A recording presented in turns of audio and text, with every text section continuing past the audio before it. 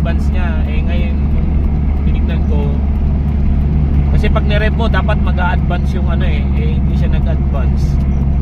Ibig sabihin stock up. Yun, pinakita ko kayo ba siya, stock up na. So uwi pa sila kabasyong from Tarlac. Ayan, yan ginawa natin, tono ng carb. Medyo nasakal yung ano, yung carb. Bago nga pala yung carb nito from Shopee. Ayan, test drive.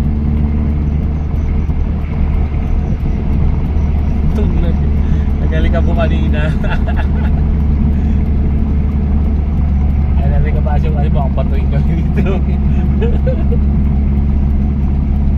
Pero mabilis na siya, no? Yun lang, meron siyang konti lang naman. Yung plunger niya, mga kabasyong, pinabibiling 4 AM carb sa ano, sa Shopee. Ito yung gamit na hindi kabasyong. So dito kami sa bypass, yan, Binalonan Airfield. So kailangan nang ilinis ng tangke kasi kanyang filter naging brown na, dati green. Sabi ni Kabasyong nag-green yan dati. Eh sabi niya mag dual filter ngayon. Sabi ko parang hindi yata ano, kasi uulit lang yun, dapat linis ang tangke, then palit ng filter, then linis ng ibabaw ng carb. Ibabaw lang naman. So yun, pabalik na kami. So nakadalawang testing kami, ikot dito. So yan,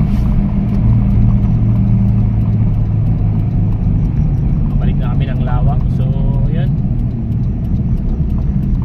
ginabi na kami. From Tarlac pala sila kabasyong. Shoutout kabasyong. Any shoutout? Oh. Shoutout sa mga... Di ba, medyo ba din? Wala. Iisip natin ilaw. Eh wala kang ilaw. Ayun. Oh, yun. Si kabasyong. Oh. Shoutout sa lahat ng mga tropa nating mga Corolla. Ayan, from Tarlac. From Tarlac. Medyo ginabi na kami kasi hapon na rin punta sila kabasyong eh. Bukas nakabisita iglesia kami. So ayun, shoutout sa mga tropa natin dyan na Corolla Owners Club, Team Tarlac. Ayan.